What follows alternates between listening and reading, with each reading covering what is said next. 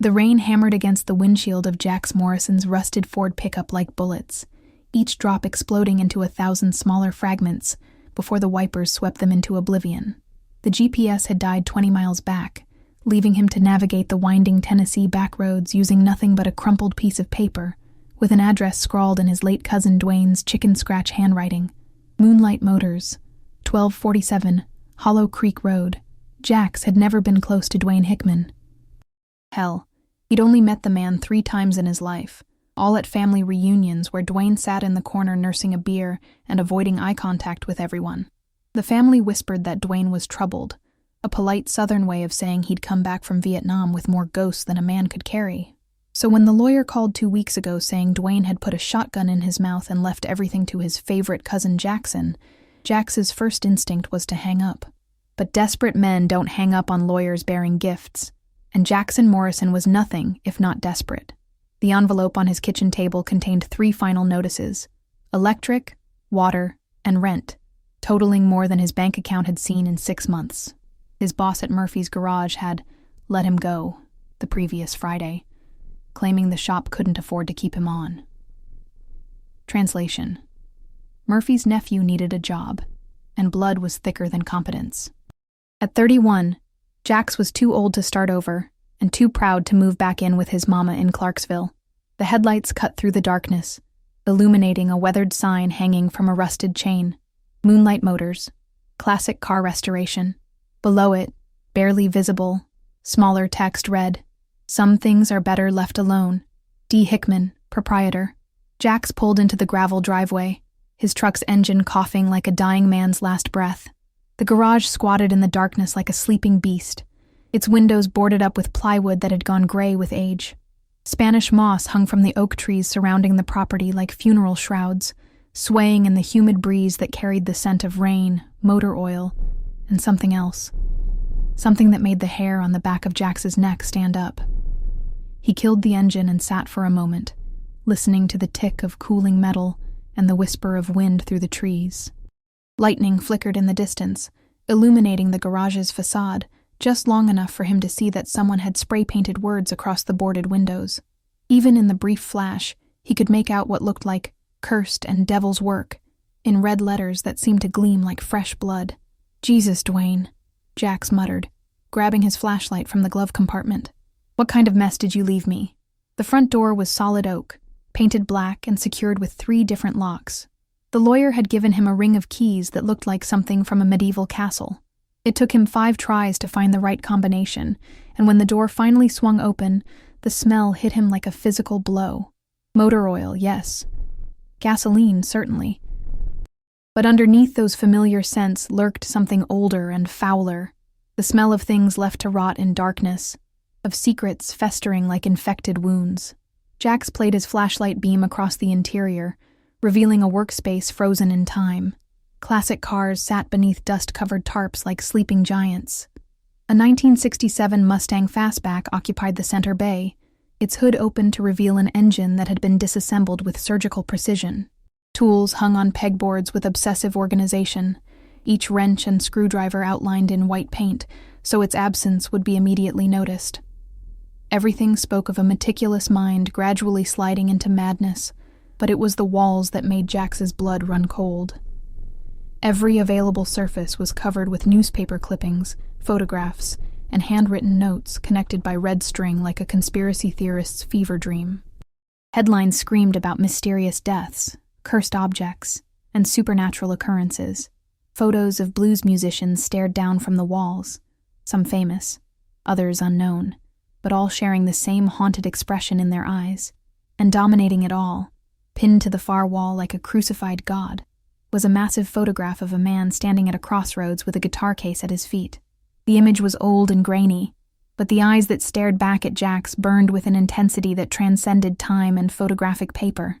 "Robert Johnson," Jax whispered, recognizing the legendary bluesman who had supposedly sold his soul to the devil for musical genius. Below the photograph, written in Dwayne's increasingly erratic handwriting, were the words, "He left more than just recordings behind. The 30th song is the key. The devil always collects his due." A crash of thunder shook the building, and in that moment of complete darkness between lightning flashes, Jax could have sworn he heard it, the faint but unmistakable sound of a guitar being tuned. He spun around, flashlight beam dancing wildly across the garage, illuminating the cars like prehistoric creatures caught in amber. "Hello?" he called out, his voice swallowed by the darkness. "Dwayne? Is someone there?" Silence. But as his heart rate began to return to normal, Jax noticed something he'd missed before. One car in the far corner was different from the others. While the rest sat under tarps, this one was covered by what looked like a thick black cloth, and the fabric seemed to absorb his flashlight beam rather than reflect it. His feet carried him toward the car without conscious decision, drawn by a compulsion he couldn't name. The black cloth was heavy, almost oily to the touch, and when he pulled it away, what he revealed made him stumble backward. A 1969 Chevelle SS sat before him, its midnight blue paint job so perfect it seemed to glow with internal light. The car was pristine, as if it had just rolled off the assembly line, but what caught Jax's attention was what lay across the front seat. A guitar case. Not just any guitar case. This one was made of leather so old it had turned almost black, with brass fittings that had developed a patina of age. Strange symbols were burned into the leather, symbols that hurt to look at directly and seemed to shift and writhe when he wasn't focusing on them completely. Jax's hands shook as he reached for the case's brass latches. They opened with a sound like sighing, and inside, nestled in red velvet that looked suspiciously like dried blood, lay the most beautiful guitar he'd ever seen. It was a Martin D28, the holy grail of acoustic guitars, but this one was different. The wood seemed to pulse with its own heartbeat, and the mother-of-pearl inlays in the fretboard formed patterns that definitely weren't standard Martin designs. They looked almost like runes, but it was what he saw carved into the guitar's headstock that made his breath catch in his throat. In elegant script, barely visible unless you knew where to look, were the initials RLJ, Robert Leroy Johnson, and below that, burned into the wood with what looked like a red-hot brand, was a single word: Hellhound. Jax reached out to touch the instrument, and the moment his fingers made contact with the strings, the world exploded into music. Not the gentle strumming he'd expected, but a violent, discordant wail that seemed to come from the guitar itself. The sound was impossibly loud in the enclosed space, and yet it wasn't coming through the air. It was coming from inside his head, boring into his brain like a musical drill. Images flashed behind his eyes. A young black man standing at a crossroads at midnight, trading something precious for something terrible. Recording studios filled with smoke and shadow. Musicians dying in hotel rooms, their faces frozen in expressions of absolute terror. And through it all, the sound of that guitar, playing a song that human ears were never meant to hear. Jax jerked his hand back, and the music stopped as suddenly as it had begun. The silence that followed was so complete it seemed to have physical weight, pressing down on him from all sides. But in that silence, he heard something else. A voice, so faint it might have been the wind, but unmistakably human. "He's back. The inheritor has come. The 30th song wants to be played."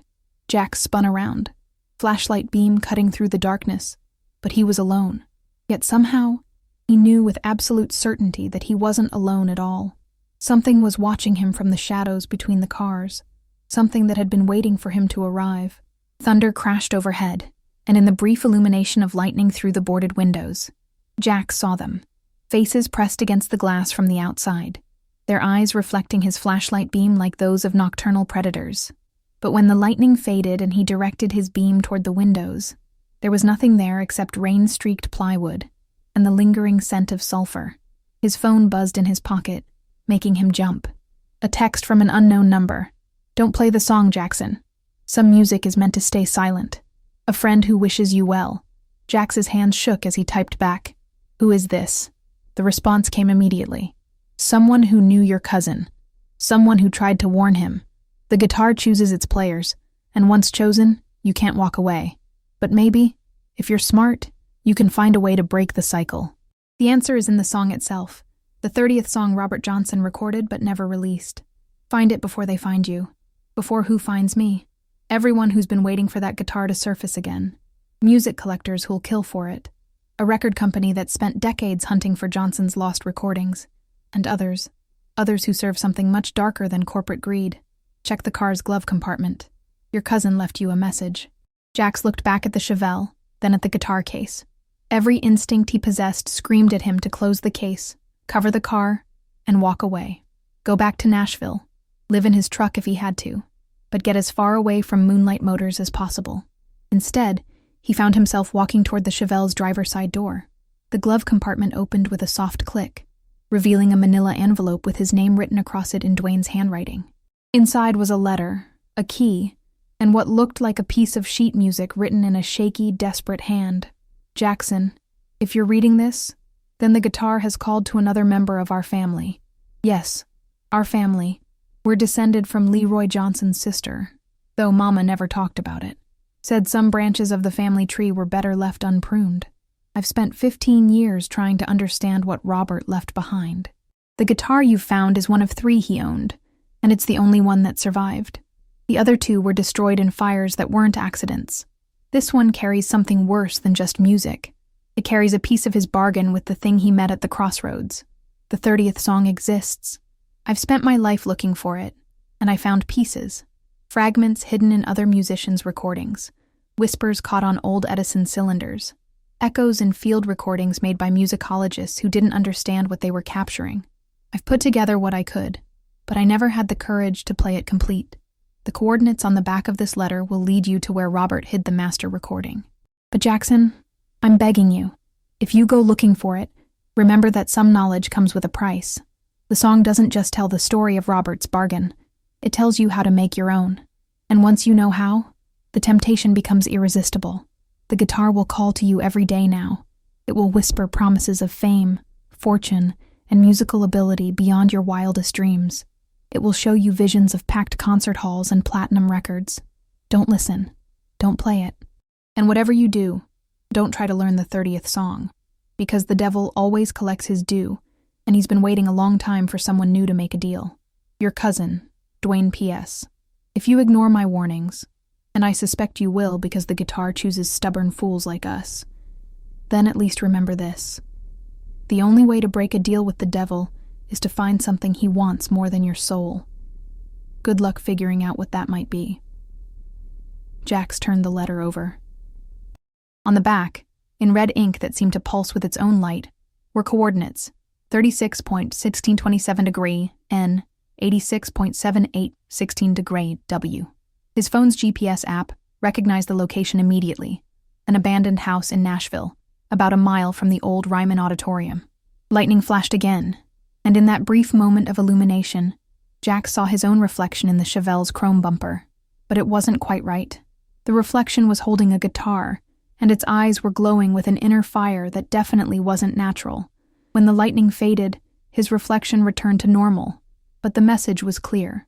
The guitar had chosen him, and somewhere in the darkness surrounding Moonlight Motors, things that had been waiting for decades were beginning to stir. Jax closed the guitar case with hands that shook like leaves in a hurricane wind. He had 2 choices: run away and spend the rest of his life wondering what might have been, or follow the coordinates and discover what Robert Johnson had really left behind. But as he stood there in the musty darkness of his dead cousin's garage, surrounded by the ghosts of internal combustion engines and the whispers of supernatural forces beyond his understanding, Jax realized that he'd already made his choice the moment he touched those strings. The 30th song was calling to him, and Jackson Morrison had never been able to resist a good melody. He grabbed the guitar case and headed for his truck, not noticing the pairs of glowing eyes that watched him from every shadow, or the way the rain outside had begun to fall in a rhythm that sounded almost like a blues progression in the key of D minor, the devil's favorite key. The drive back to Nashville took Jax through winding mountain roads that seemed to stretch longer than they should, as if time itself was being stretched like a guitar string wound too tight. Every few miles, his truck's radio would crackle to life without being turned on, catching fragments of blues songs that sounded familiar yet wrong. Robert Johnson's voice singing lyrics that didn't match any recordings Jax knew. Sweet Home Chicago became Dark Road to Hell, oh. Crossroad Blues, whispered Crossover Blues. Me and the Devil Blues, growled Me as the Devil Blues. Each time, Jax would reach for the radio to turn it off, only to find it already was off. The music was coming from somewhere else, from the guitar case in his passenger seat. By the time he reached Nashville's city limits, Dawn was painting the sky the color of old blood, and Jax's hands had developed a tremor he couldn't shake. He'd stopped 3 times at gas stations, each time telling himself he was going to call the lawyer and refuse the inheritance. Each time, he'd found himself back in the truck, driving toward the coordinates from Dwayne's letter. 36, 16, 27 Bevendingen, 86, 978, Sector W.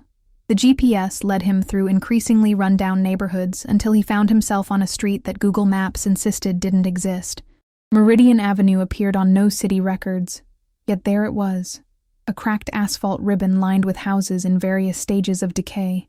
Most were abandoned, their windows boarded up or broken, their yards overgrown with kudzu that seemed to writhe in the morning breeze. But it was the house at the end of the street that made Jax's breath catch in his throat. 1847. Meridian Avenue sat like a rotting tooth in a dead smile. The Victorian-era structure had once been grand, but decades of neglect had turned it into something from a nightmare. Paint peeled from its walls in strips that looked like diseased skin, and the wraparound porch sagged under the weight of collapsed roof sections. But what struck Jax most was how the morning sunlight seemed to bend around the house, creating shadows that fell in impossible directions.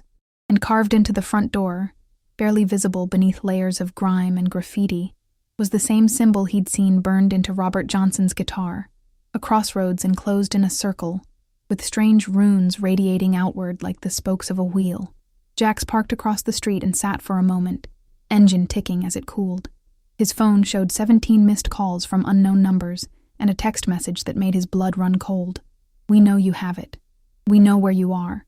Give us the guitar and the letter, and we'll let you walk away. Continue down this path, and join your cousin in the ground. Meridian Records, A&R Department." Before he could process this fully, another text arrived from a different number. "Don't trust Meridian. They've been hunting Robert's recordings for 60 years. They're the ones who killed the other musicians who got too close to the truth. The house holds answers, but it also holds guardians. Enter through the back. Look for the blue door in the basement. Your friend." A third text, from yet another unknown number. "Jackson Morrison.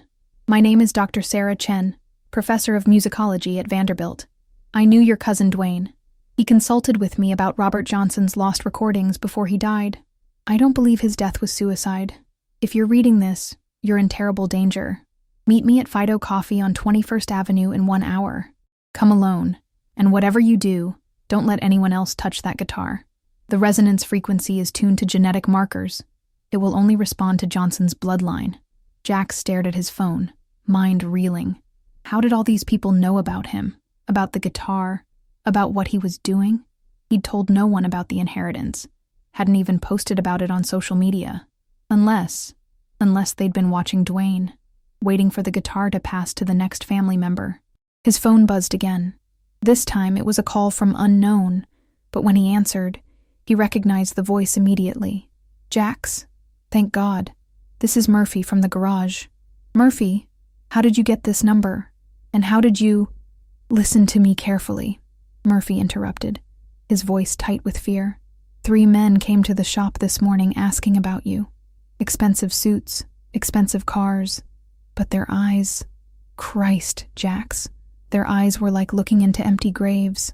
They knew things about you they shouldn't know. They knew about your cousin, about the inheritance. They're not cops, and they're not federal agents. They're something worse. What did you tell them?" "Nothing. I told them I fired you and hadn't seen you since. But Jax, they left me a message for you. They said to tell you that every road leads to the crossroads eventually, and Robert Johnson is still waiting there for his family to join him." The line went dead. Jax sat in his truck, hands shaking, as the implications crashed over him like a wave of ice water. Whatever he'd stumbled into was bigger than a simple inheritance. People were watching him, tracking him, and at least some of them had been monitoring his family for decades. But the house across the street called to him with a pull he couldn't resist. The guitar case seemed to hum with barely contained energy, and when he looked at the Victorian mansion, he could swear he saw movement behind those boarded windows. He grabbed the guitar case and Dwayne's letter, checking to make sure the key was still in his pocket. Whatever answers were waiting in that house, he needed them before his pursuers, whoever they were, caught up with him. The front yard was a maze of broken concrete and twisted metal that might once have been a fence. As Jax picked his way toward the back of the house, he noticed that no birds sang in the trees here, and no insects buzzed in the tall grass. The silence was absolute and unnatural. The back of the house was even more deteriorated than the front, but there, almost hidden by a curtain of dead vines, was a basement entrance. The door was painted a faded blue that might once have been vibrant, and carved into its surface were more of those strange symbols. The key from Dwayne's envelope fit perfectly. The basement door opened with a groan of rusted hinges, revealing stone steps that descended into absolute darkness. The smell that wafted up was familiar, but wrong. Like a recording studio, all acoustic foam and electrical equipment, but with an undertone of something organic and rotting. Jax descended into the darkness, using his phone's flashlight to navigate. The basement was larger than the house's footprint should have allowed, stretching away into shadows that seemed to swallow his light beam. But what dominated the space was unmistakably a recording studio, or what was left of one. Vintage microphones hung from the ceiling like metal fruit, their cables snaking across the floor in patterns that looked almost ritualistic. Reel-to-reel tape machines sat against the walls, some still threaded with tape that looked far too old to be functional. And in the center of it all, surrounded by a circle of salt that had turned gray with age, sat a single chair facing a microphone. But it was what he found next that made his knees weak. Scattered across every available surface were photographs, hundreds of them.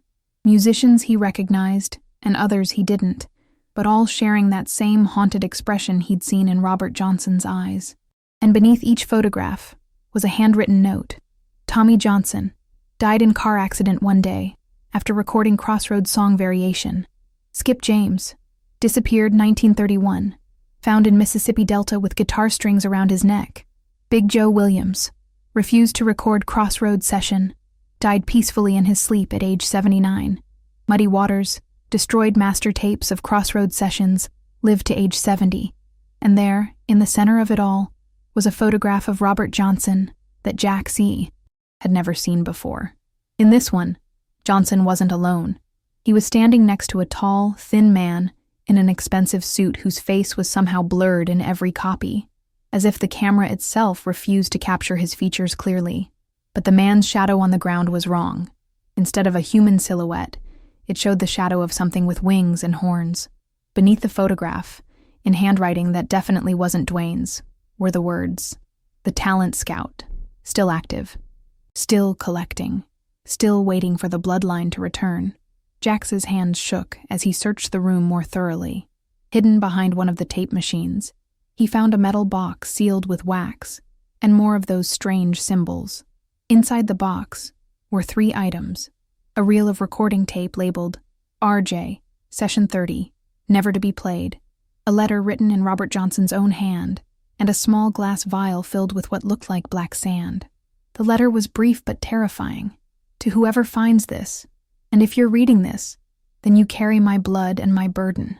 I made a deal I didn't understand with something I couldn't comprehend. The music it gave me came with a price I'm still paying.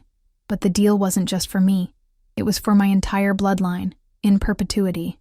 The 30th song on this tape contains the complete terms of the contract. Play it, and you'll understand everything.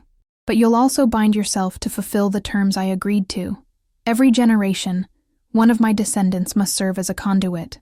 The music must flow through us to the world, carrying with it influences that reshape human culture in ways the thing at the crossroads desires. I've hidden pieces of this truth in recordings throughout my life and after. Musicians who got too close to the whole truth died or disappeared. But the music industry itself has been shaped by this influence for nearly a century. The vial contains Crossroads dirt, soil from the exact spot where I made my bargain. If you choose to break the cycle, pour this dirt on the master tape and burn everything. The fire will consume more than just the recording. It will sever the connection between our family and the Crossroads. But be warned, the Talent Scout will know immediately what you've done. He'll come for you with all the power hell can muster. The choice is yours. Blood of my blood. Embrace the gift and damn your children's children, or break the chain and face the consequences. The Crossroads are waiting either way. Robert Leroy Johnson.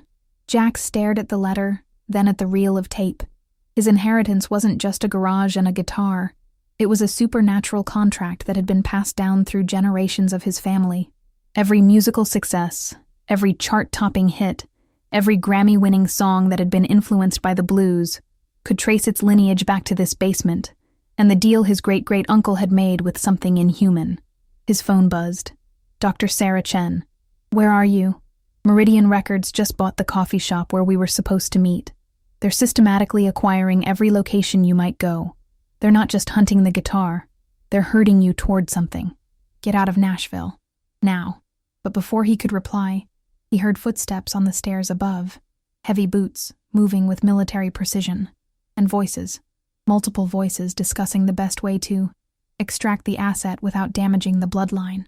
Jax grabbed the reel of tape and the vial of Crossroads dirt, shoving them into the guitar case alongside Robert Johnson's instrument. The letter went into his jacket pocket as he looked frantically for another way out of the basement. That's when he noticed that one of the tape machines was actually built into the wall, and behind it, partially hidden, was an opening just large enough for a person to crawl through.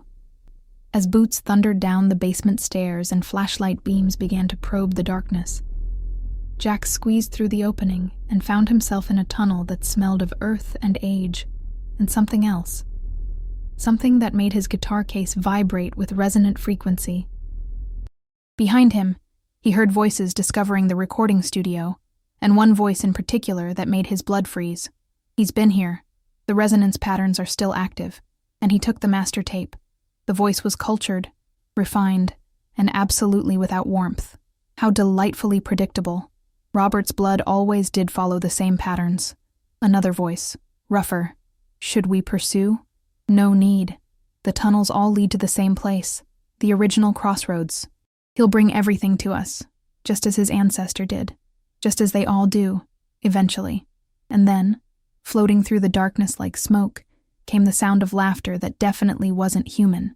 Jax crawled through the tunnel as fast as he could, the guitar case dragging behind him, knowing with absolute certainty that he was moving toward a confrontation that would determine not just his fate, but the fate of everyone who carried Johnson blood. Somewhere ahead in the darkness, something was tuning a guitar, and it was playing his song. The tunnel stretched ahead like the throat of some massive beast, its walls carved from limestone that wept moisture in patterns that looked disturbingly like musical notation.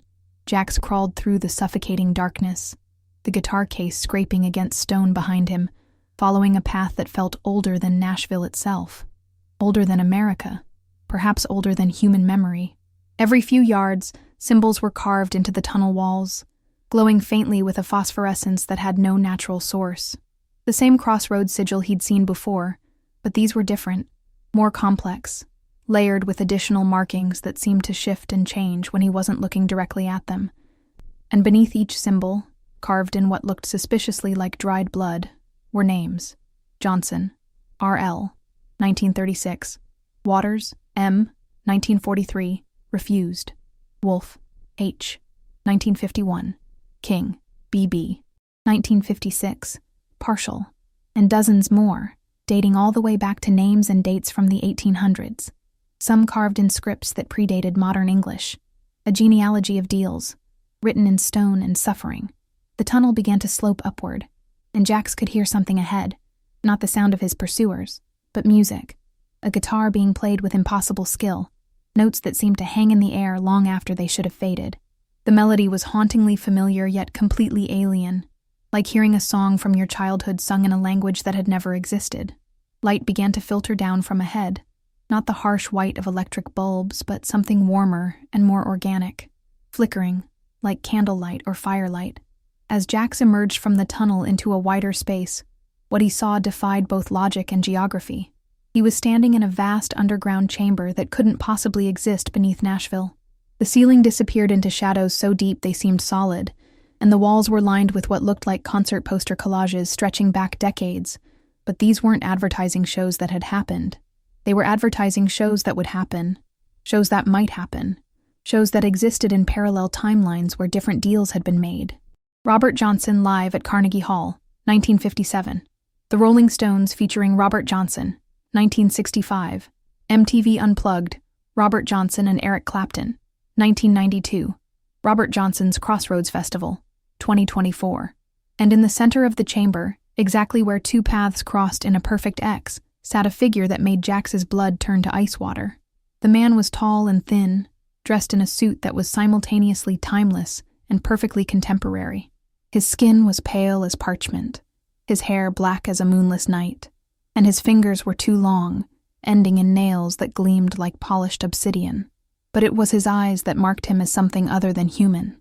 They were black from lid to lid, reflecting light like dark mirrors, and in their depths moved shapes that suggested vast spaces and falling stars. And in his impossibly long fingers, he held a guitar that was twin to the one in Jax's case, another Martin D28, but this one seemed to be made of shadow and starlight rather than wood and steel. "Jackson Morrison," the figure said, and his voice was like honey poured over broken glass. "Welcome to the Crossroads. I've been waiting for you." Jax tried to speak but found his throat had closed. The guitar case felt like it weighed 1,000 pounds, and the air in the chamber was thick as syrup, making each breath a conscious effort. "Oh, don't be afraid," the talent scout continued, never stopping his impossible guitar playing.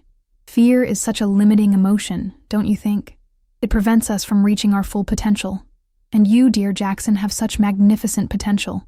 With tremendous effort, Jax managed to force words past his paralyzed throat. You're the one Robert made his deal with." The talent scout smiled, revealing teeth that were too white and too sharp. "I am indeed. Though Robert makes it sound so informal, doesn't it? I prefer to think of our relationship as a business partnership. He provided the raw talent. I provided the refinement, the success, the immortality. Really, when you think about it, I gave him everything he ever wanted. You killed him." "Did I?" The talent scout's fingers never missed a note, even as he tilted his head in genuine curiosity. Robert Johnson died of strychnine poisoning in 1938, at age 27. Jealous husband, or so the official story goes. I had nothing to do with that unfortunate incident. Although, his smile widened. I will admit that the number 27 has become something of a recurring theme in our industry, hasn't it? Hendrix, Joplin, Morrison, Cobain, Winehouse. There's something poetic about artists burning brightest just before they burn out completely. Jax felt sick. The 27 Club. You're behind all of them. Not all, the talent scout said modestly. Some artists are naturally self-destructive. I merely encourage certain patterns. You'd be amazed how many musicians will trade decades of life for a few years of transcendent creativity. The human desire for artistic immortality is so wonderfully predictable. What do you want from me? The talent scout's playing shifted into a minor key, and suddenly Jax could hear other instruments joining in, a full band that wasn't there, playing in perfect harmony with the impossible guitar. What I've always wanted, Jackson. What Robert gave me, what your family has been providing for generations. A conduit. He gestured to the walls around them, and Jax realized that what he'd taken for concert posters were actually windows, viewing portals into other times and places. Through them, he could see musicians throughout history, all playing variations of the same fundamental songs, all influenced by melodies that had originated in this chamber. Music is the most powerful force in human culture, the talent scout explained. It shapes emotions, influences behavior, creates movements, and topples governments. But raw music is chaos. It needs guidance, direction, the touch of a more sophisticated intelligence to reach its full potential. In the windows, Jax saw blues musicians whose songs had inspired rock and roll, rock musicians whose anthems had fueled revolutions, pop stars whose melodies had shaped the dreams of entire generations. All of it flowing from this crossroads, all of it tainted with influence from something that definitely wasn't human. Robert's deal wasn't just for himself, the talent scout continued. It was for his entire bloodline. Every generation I get a conduit, someone through whom I can channel musical inspiration to the world above. Your cousin Dwayne served admirably for 30 years, though he was never quite as cooperative as I would have liked. Dwayne didn't kill himself. Oh, but he did, the talent scout said with genuine sadness. I had such hopes for him, but he developed inconvenient scruples about our arrangement, started trying to find ways to break the contract, even went so far as to hide Robert's original guitar, thinking that might somehow sever our connection. The impossible guitar in his hands shifted, becoming translucent, and Jax could see that it wasn't really a guitar at all. It was something else wearing the shape of a guitar, something with too many strings and frets that bent in directions that hurt to contemplate. But instruments are just tools, Jackson. The real power lies in the music itself, in the songs that can reshape reality, influence history, and open doorways between worlds. Songs like... He began to play a melody that Jax recognized with growing horror. It was the tune that had been stuck in his head since he'd first touched Robert Johnson's guitar. The melody that seemed to follow him everywhere, growing stronger and more insistent with each passing hour. The 30th song. "You know it, don't you?" the talent scout whispered, his voice somehow audible over the music. "It's been calling to you since the moment you inherited your family's burden. The complete song. Not just fragments hidden in other recordings, but the pure, undiluted version that Robert and I composed together." Jax felt his hands moving without his conscious control, opening the guitar case, lifting out Robert Johnson's Martin D28. The moment his fingers touched the strings, the chamber erupted with harmonics that seemed to come from the stone itself. "Play with me, Jackson," the talent scout said. "Learn the song that will make you immortal. Accept your family's legacy, and I'll give you everything your heart desires. Fame beyond imagining. Musical ability that will make the greatest masters weep with envy. The power to shape human culture for the next century." The guitar felt alive in Jax's hands, its strings vibrating with their own rhythm. He could feel the song trying to flow through him, promising revelations that would unlock every musical mystery he'd ever wondered about. All he had to do was play along, add his voice to the harmony that had been building for nearly a century. But then he remembered Dwayne's letter. The other musicians whose photographs covered the walls of that basement studio, the 27 Club, the prices that had been paid for musical transcendence. "What happens if I refuse?" he asked. The talent scout's smile never wavered, but the temperature in the chamber dropped 20 degrees. "Oh, you can't refuse, Jackson. The contract is ironclad. Blood of Robert's blood must serve. It's not a choice. It's a genetic imperative. The song is already inside you, has been since birth. I'm simply offering you the chance to embrace it willingly rather than have it tear its way out of you. But hypothetically, if I could refuse, then I would be forced to encourage your cooperation, perhaps through the suffering of those you care about, that charming Dr. Chen, for instance, or your mother in Clarksville, or any number of other musicians who've gotten too close to the truth. The blues has always been about pain, Jackson. I can make yours exquisite." Jax's mind raced. Robert's letter had mentioned Crossroads dirt, burning the master tape, severing the connection. But he was standing at the original Crossroads now, face to face with the thing that had been manipulating his family for generations. Could the Crossroads dirt even work here, in the source of its own power? His phone buzzed. "Dr. Chen, I'm in the tunnel behind you. Don't look back. Don't let him know I'm here. The Crossroads dirt needs to be mixed with salt and blessed water. I have both. When I give the signal, throw the dirt on his guitar and run." The talent scout was still playing, still smiling, apparently unaware of the text. But something in his black eyes suggested he was merely pretending ignorance. "Time to choose, Jackson," he said softly. "Play the song and join your family's legacy, or watch everything you care about burn while you learn it anyway." Jax looked at the guitar in his hands, then at the vial of Crossroads dirt in the case beside him. His fingers found the opening phrase of the 30th song, and the chamber resonated with power that made his bones ache. But instead of completing the melody, he grabbed the vial and hurled it directly at the talent scout's impossible guitar. The effect was immediate and catastrophic. The moment the Crossroads dirt struck the shadow instrument, reality hiccuped. The talent scout's scream was a sound that no human throat could make, a harmonic dissonance that shattered stone and made the chamber walls bleed. His perfect form began to unravel, revealing something underneath that was all angles and darkness and hunger. "You fool!" The thing that had been the talent scout shrieked. "The contract cannot be broken. The song must be sung." But Jax was already moving, grabbing the master tape from the guitar case as Dr. Chen appeared from the tunnel behind him. She was a small Asian woman with silver-streaked hair and eyes that held more knowledge than anyone should have to carry, and in her hands were a container of salt and a small bottle of what looked like ordinary water. "The tape!" she shouted over the talent scout's inhuman screaming. "Destroy the tape and break the cycle." Jax pulled the reel from its container, but before he could do anything else, the chamber filled with shadows that had weight and substance. The talent scout was reforming, pulling himself back together through sheer force of will and supernatural power.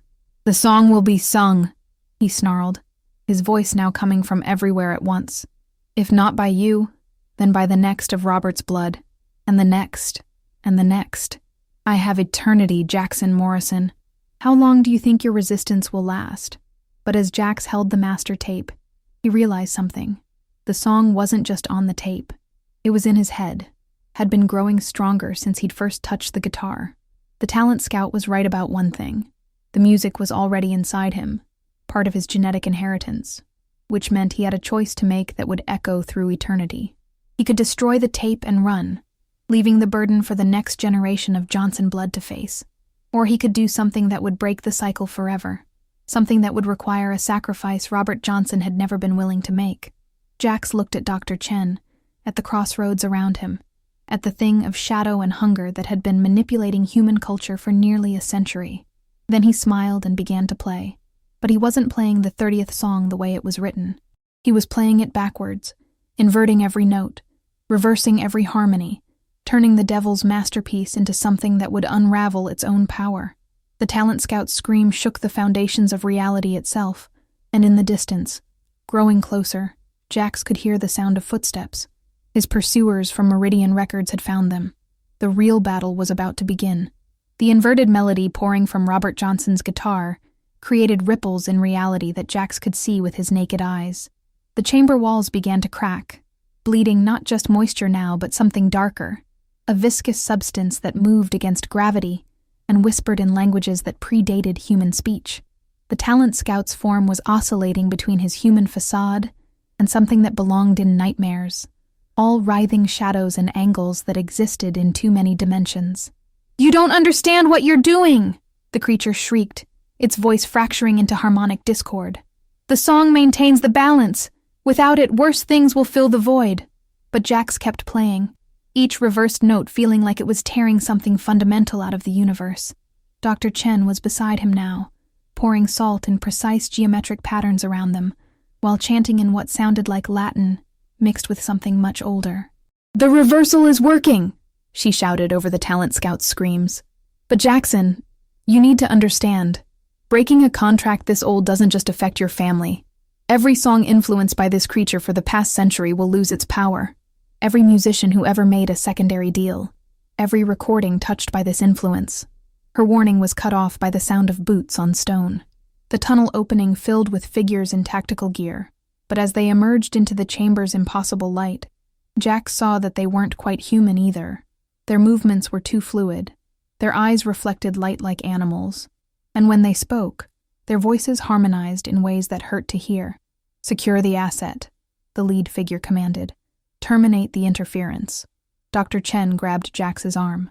"Meridian Records isn't just a music company," she said rapidly. "They're servants of something else, something that's been competing with the talent scout for control over human artistic expression for decades.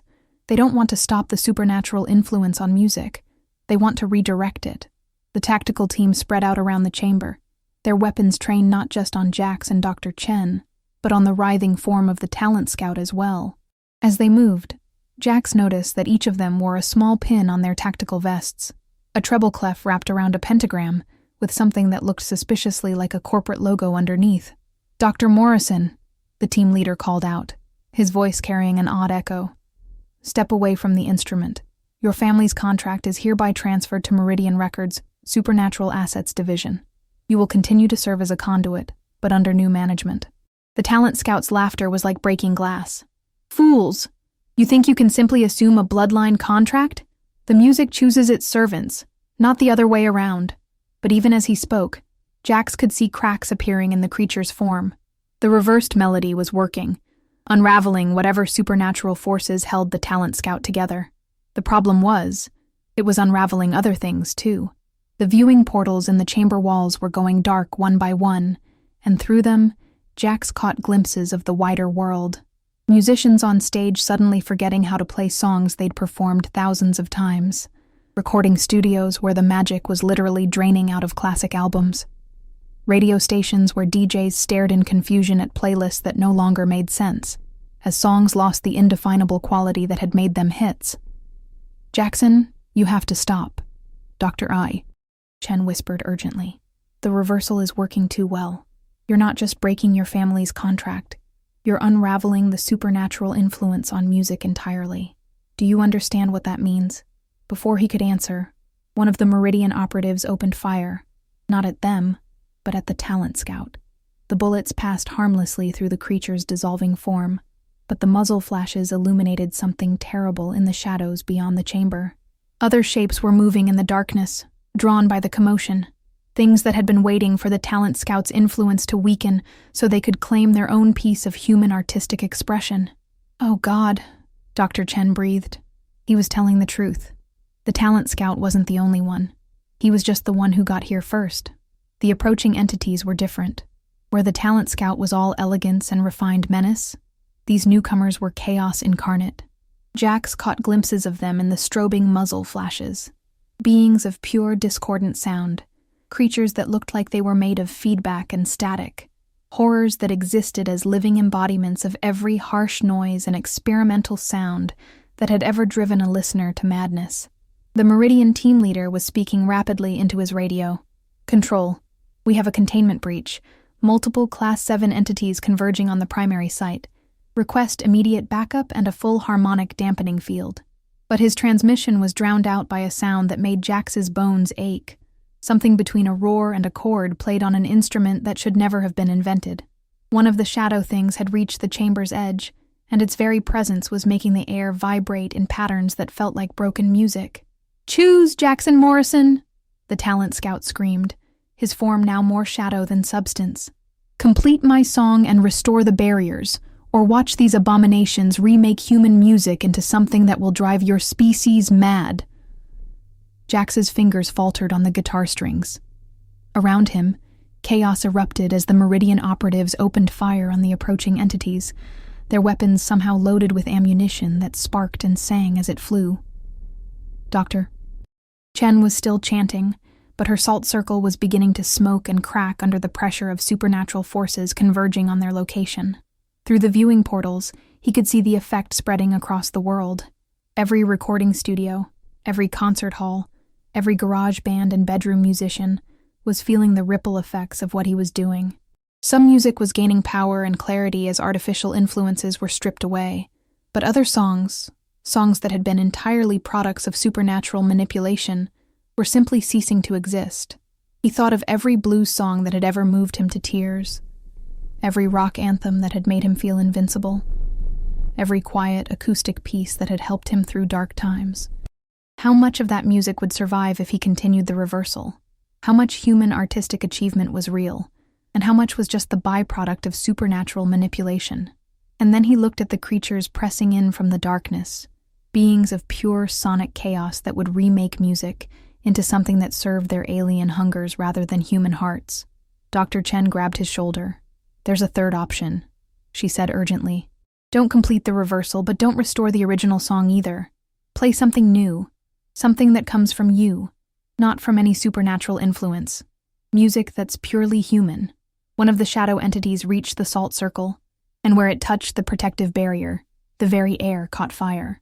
The Meridian operative nearest to it screamed as his tactical gear began to vibrate apart, the frequencies emanating from the creature literally tearing apart anything made by human hands. "That's impossible," Jax shouted back. "After a century of supernatural influence, how can I know what's purely human music?" "Because you're not just Robert Johnson's descendant," Dr. Chen replied, pulling a photograph from her jacket. "You're also descended from musicians who refused the deals, who chose poverty and obscurity over supernatural success. That's in your blood, too." The photograph showed a man Jax had never seen before, playing guitar on what looked like a street corner. But there was something in the musician's eyes, a joy, a connection to the music that was completely uncontaminated by otherworldly influence. And written on the back, in familiar handwriting, were the words, "Samuel Morrison, your great-grandfather, turned down the crossroads 3 times. Died poor and unknown, but his music was entirely his own." The talent scout was almost completely dissolved now, just a whisper of shadow and malice. But his voice still carried. "Impossible. The bloodline always chooses the bargain." Another shadow entity breached the salt circle, and the sound it made was like every discordant note that had ever been played simultaneously. Dr. Chen's chanting faltered, and Jax could see cracks spreading through her protective barriers.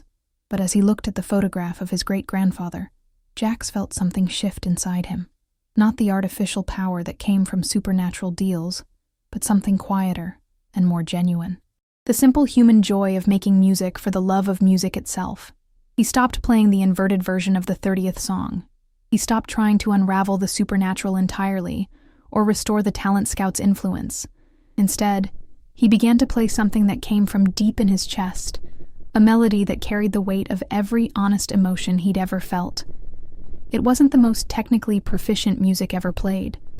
It didn't have the supernatural power to reshape reality or influence human culture on a massive scale, but it was real and human and true, and somehow that was enough. The shadow entities recoiled as if burned. The talent scout's dissolving form let out a wail of frustration. Even the Meridian operatives lowered their weapons, their faces showing confusion and something that might have been recognition. What are you doing?" Dr. Chen whispered. Jax smiled as he played, the melody growing stronger and clearer with each note. "I'm playing music the way it was meant to be played, without deals, without supernatural enhancement, without any agenda except the music itself." The chamber began to stabilize around them, the cracks in the walls sealing themselves. The viewing portals flickered back to life, but now they showed something different. Musicians around the world rediscovering the simple joy of playing music for its own sake. Artificial influences fading away to reveal the genuine human heart of their art. But the talent scout wasn't finished yet. With his last remnant of power, the creature spoke one final time. "You may have chosen a different path, Jackson Morrison, but the crossroads will always be here. And there will always be those desperate enough to make the old bargains. This is not over." The shadow entities began to retreat, but not before one of them fixed its attention on Jax with something that might have been respect or might have been a promise of future challenge. The Meridian operatives were backing toward the tunnel, their team leader speaking rapidly into his radio. "Mission parameters have changed. Asset has demonstrated independent capability. Recommend observation rather than acquisition." As the supernatural forces withdrew and the chamber emptied of all but Jax and Dr. Chen, he continued playing his simple, honest melody. It wasn't going to make him famous. It wasn't going to change the world. But it was his, entirely and completely his. And for the first time since he'd inherited Moonlight Motors, Jackson Morrison felt truly free. But as the last notes faded, Dr. Chen placed a hand on his shoulder with an expression of deep concern. "Jackson," she said quietly, "there's something you need to know. Breaking the supernatural influences on music the way you just did, it's going to have consequences. There are people, humans, who've built entire careers on those influences. Musicians, record executives, entire industries that depend on the artificial enhancement supernatural forces provided." Through the viewing portals, they could see the first ripple effects. Recording artists staring at gold records that no longer seemed to shine quite as brightly. Executives in boardrooms watching their stock prices fluctuate as the magical elements in their hit songs began to fade. Tribute bands discovering they could no longer capture the indefinable essence that had made the original recordings so powerful. "They're going to blame you," Dr. Chen continued, "and they're going to come looking for a way to restore what was lost. The crossroads may be neutral now, but that just means the battlefield is open for whoever wants to make a new claim." Jax looked at Robert Johnson's guitar in his hands, then at the master tape of the 30th song still lying where he'd dropped it. The immediate supernatural threat was over, but Dr. Chen was right. He'd just upset a balance that had existed for nearly a century. There would be consequences, and not all of them would be good. From somewhere far above, he could hear sirens. The authorities were finally responding to whatever disturbances his battle with supernatural forces had caused. Soon, this place would be crawling with investigators who would ask questions he couldn't answer and demand explanations he couldn't give. "What happens now?" he asked. Dr. Chen smiled grimly. "Now we go back to the surface and deal with the very human consequences of what we've done here. And Jackson? Yeah? You'd better learn to play that guitar very, very well, because from now on, you're going to be doing it without any help at all." As they gathered their things and prepared to leave the crossroads chamber, Jax couldn't shake the feeling that he was being watched, not by the supernatural entities that had retreated into the shadows, but by something else. Something patient and calculating and entirely human. The music industry had just lost its supernatural advantage, and there were people who would kill to get it back.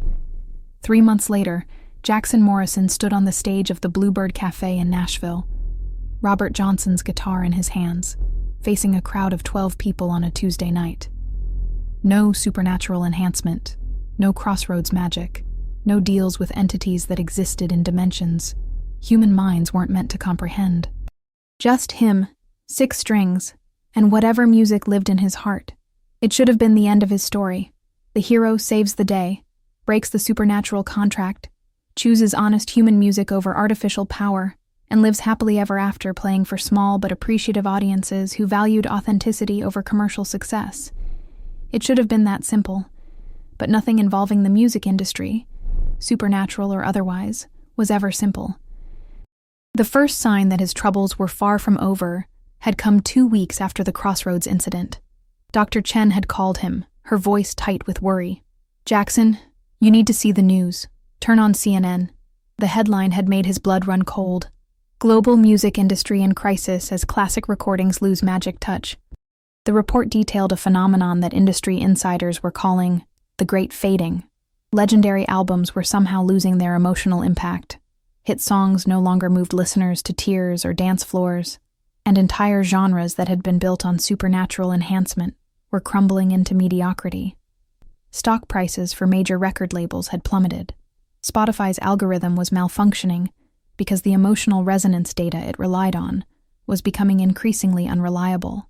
The Rock and Roll Hall of Fame had quietly removed several inductees after their historically significant recordings turned out to be entirely products of otherworldly manipulation. And at the center of it all, whispered in industry circles and discussed in encrypted emails, was a name: Jackson Morrison, the mechanic who had somehow broken the music. The second sign had been the visitors. They came in waves. First, the desperate musicians, artists whose entire careers had been built on supernatural enhancement, now finding themselves unable to recreate the magic that had made them famous. They offered him money, threatened him, begged him to somehow restore what he'd taken away. Then came the record executives. These were harder men with colder eyes, representing labels that had invested billions in supernatural-influenced content. They wanted to know exactly what he'd done and how they could undo it. When Jax refused to cooperate, they made it clear that refusing wasn't really an option. The third wave had been the strangest. Musicologists, occult scholars, and self-proclaimed supernatural researchers who insisted that Jax had made a terrible mistake. They claimed that the supernatural influences on music had been largely benevolent, that the entities involved had genuinely wanted to enhance human artistic expression, and that removing them had left a void that something much worse would eventually fill. But it was the fourth wave that had finally forced Jax to go into hiding. Corporate assassins. Dr. Chen had been the one to warn him. She'd called from a hospital bed, her voice barely a whisper. "Jackson, they found me. Meridian Records. They're not just a supernatural assets company. They're a front for something bigger. Something that's been manipulating the entire entertainment industry for decades." She died 3 hours later, officially from complications related to a random mugging. But the nurse who'd found her body reported that she'd been humming something when she died, a melody that no one recognized, but that had left everyone who heard it feeling inexplicably sad. So now Jax played small venues under assumed names, moving from town to town, playing honest music for honest people, while trying to stay one step ahead of the forces that wanted him dead, captured, or forced to somehow restore the supernatural balance he'd broken. Tonight's audience was particularly sparse, even for a Tuesday. An elderly couple sharing a bottle of wine, a young woman with a notepad who was probably a music student, a man in an expensive suit who'd been nursing the same beer for 2 hours and watching Jax with uncomfortably intense attention, and scattered throughout the room, what looked like ordinary music lovers, but who moved with the fluid precision of trained operatives. Jax had gotten good at spotting the watchers. He finished his set with an acoustic version of Crossroad Blues, the song that had started it all, but played now with purely human emotion rather than supernatural power. The applause was polite but genuine. No one was moved to tears or ecstasy, but they'd heard something real, something that came from a human heart rather than an otherworldly contract. As the small crowd dispersed, the man in the expensive suit approached the stage. He was older than Jax had initially thought, with silver hair and eyes that held too much knowledge. "Mr. Morrison," the man said quietly, "my name is Marcus Webb. I'm with an organization you've probably never heard of, but we've been cleaning up supernatural messes in the entertainment industry for longer than you've been alive."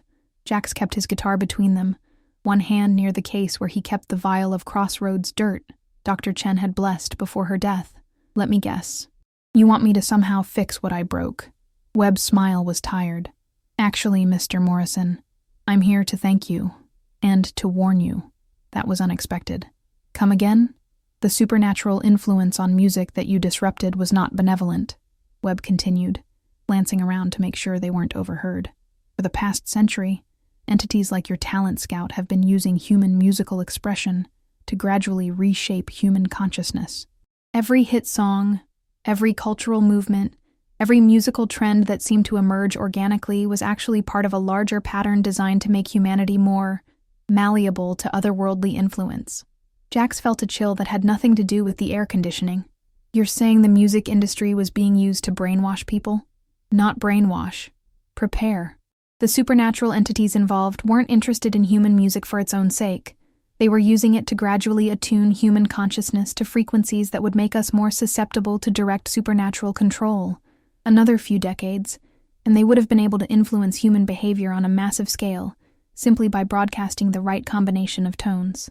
Webb pulled out a tablet and showed Jax a series of charts and graphs that meant nothing to him. "Since you broke their influence, we've documented a 17% increase in independent thinking among populations with high music consumption. People are making decisions based on logic and emotion, rather than subconscious supernatural compulsion. Resistance to authoritarian political movements has increased. Critical thinking scores are up across all demographics. So I did the right thing? You did the right thing for humanity," Webb agreed. "But you've also made some very powerful enemies. The entities you disrupted have been forced to seek other methods of influence, and some of them are far more direct and unpleasant than subtle musical manipulation." As if summoned by Webb's words, the temperature in the Bluebird Cafe dropped 15 degrees in the span of a heartbeat. The few remaining patrons shivered and headed for the exits without conscious decision, driven by an instinct that warned them something unnatural was approaching. The shadow entities from the Crossroads chamber materialized in the space between the tables, their forms more solid and defined than they'd been underground. Being forced out of their preferred method of influence had apparently made them stronger in other ways. "Jackson Morrison," one of them spoke, its voice like feedback from an amplifier that was bleeding. "You have interfered with plans that have been in motion for centuries. That interference ends tonight." Webb stepped protectively in front of Jax, pulling what looked like a high-tech tuning fork from his jacket. When he struck it, the device emitted a tone that made the shadow entities recoil. "Harmonic dampening field," Webb explained quickly. "It won't hold them long, but it'll give us a chance to—" His words were cut off as the cafe's windows exploded inward. More entities poured through the openings, not just the shadow things, but creatures of pure sound and discord, beings that looked like they were made of fractured light and broken melodies. But they weren't alone. The Meridian Records operatives who'd been posing as music lovers threw off their disguises and opened fire with weapons that sang as they discharged energy. And behind them, through the shattered windows, came something that made Jax's heart sink. The talent scout. Not dead, not banished, just different. His elegant suit was gone, replaced by something that looked like it was woven from guitar strings and sheet music. His too-perfect face was cracked like a broken record, with something dark and hungry leaking through the fissures. "Did you think," the talent scout said, his voice now a harmony with itself, "that a century of accumulated power could be so easily dismissed? You may have broken my connection to the Crossroads, Jackson Morrison, but you've also freed me from the limitations that connection imposed." The battle that erupted in the Bluebird Cafe was unlike anything Jax could have imagined. Webb's organization, which he learned later was called the Harmonic Defense Initiative, had apparently been preparing for this kind of supernatural incursion for decades. Their weapons created standing wave patterns that disrupted otherworldly entities, and their tactics were designed around using sound itself as both shield and sword. But they were outnumbered and outgunned by entities that existed in more dimensions than human weapons could reach. Jax found himself back-to-back with Webb, Robert Johnson's guitar in his hands, playing whatever came to mind while chaos erupted around them. Every note he played seemed to either strengthen their human allies or weaken their supernatural enemies, but the effect was unpredictable. Sometimes a minor chord would send shadow entities fleeing. Other times a major scale would make them stronger. "The music," Webb shouted over the cacophony. "It's still connected to you. Play something that reminds them what they've lost." But Jax was already ahead of him. He'd started playing the melody he'd created in the Crossroads chamber. Not the 30th song, not any supernatural composition, but the simple, honest music that had come from his own heart. The effect was immediate and devastating. Every supernatural entity in the cafe, friend and foe alike, froze as if struck by lightning. The shadow beings began to waver, their forms becoming translucent. The Meridian operatives clutched their heads as if in pain. Even the talent scout stumbled, his cracked face showing something that might have been recognition, or might have been loss. "That song," the talent scout whispered, his harmonic voice breaking back into single tones. "It's what we were trying to recreate, the pure human connection to music, the joy that exists without enhancement, without power, without any agenda except expression itself." The other entities were already beginning to fade, drawn back to whatever dimensions they'd emerged from by a force stronger than any weapon. The simple magnetic pull of authentic human creativity. "You're all parasites," Jax said, still playing but directing his words at the talent scout. "You can manipulate music, enhance it, twist it, corrupt it, but you can't create it. That's why you need us. That's why you've always needed us." The talent scout's form was becoming more translucent with each note Jax played. "Perhaps," he admitted, "but Jackson Morrison, remember this. There will always be humans who prefer the easy path, who want their music enhanced rather than earned. And when they call out to the crossroads, I'll be there to give them a choice," Jax finished. "The same choice I made. Real music or artificial power. Human joy or supernatural manipulation." The talent scout smiled one last time, his face fracturing completely. "Until we meet again then." And with that, he was gone. The shadow entities followed. The Meridian operatives retreated, and the Bluebird Cafe was left looking like a war zone, populated by heroes and defenders who were rapidly coming down from an adrenaline high that defied rational explanation. Webb clapped Jax on the shoulder. "You realize what this means, don't you?" Jax set down the guitar and looked around at the devastated cafe. "That I'm never getting my security deposit back? That you've just become the unofficial guardian of human musical authenticity," Webb said seriously. "The supernatural forces that influenced music for the past century aren't gone. They're just temporarily displaced. They'll be back, and when they return, they'll target the musicians who are most vulnerable to temptation. So what are you saying?" Webb handed him a business card that seemed to shimmer with its own light. "I'm saying that my organization could use someone with your unique talents. Someone who can recognize supernatural influence on music and counter it with the real thing. Someone who's already proven he can choose human authenticity over otherworldly power." Jax looked at the card, then at Robert Johnson's guitar, then at the wreckage around them. "And if I say no, then you go back to playing small venues and hoping the next supernatural incursion doesn't level whatever city you're in," Webb said bluntly. "But if you say yes, you get training, resources, and the chance to protect other musicians from making the same deals your family has been bound to for generations."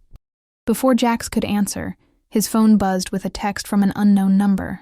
"There's a 16-year-old kid in Memphis who's been hearing voices promising him fame and fortune if he just plays a certain song at midnight. He's planning to try it tonight. A friend."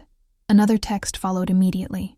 "And there's a recording studio in Los Angeles where the sound engineers keep finding extra tracks on recordings that no one remembers laying down."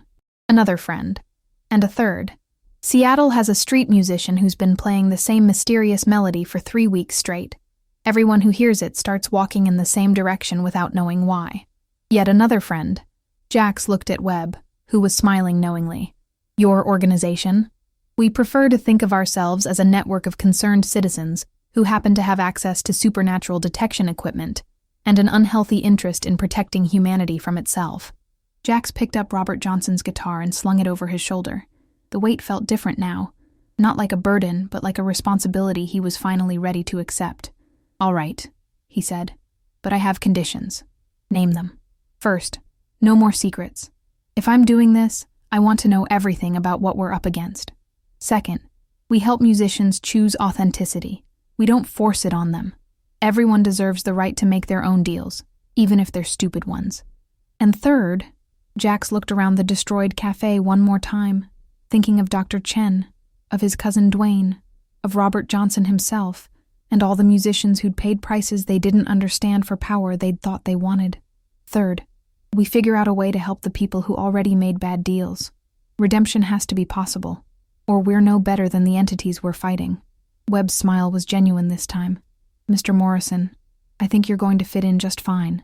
As they walked out of the Bluebird Cafe into the Nashville night, Jax could hear it again. The faint sound of a guitar being tuned somewhere in the distance. But this time, instead of filling him with dread, it filled him with purpose. Somewhere out there, another musician was standing at a crossroads, metaphorical or literal, deciding between the easy path and the authentic one. And now, Jackson Morrison would be there to make sure they understood exactly what each choice would cost. The devil might always collect his due, but from now on, he'd have to get past a broke mechanic with a guitar and an unshakable belief in the power of honest music. And as Jax had learned over the past few months, sometimes that was enough to change everything.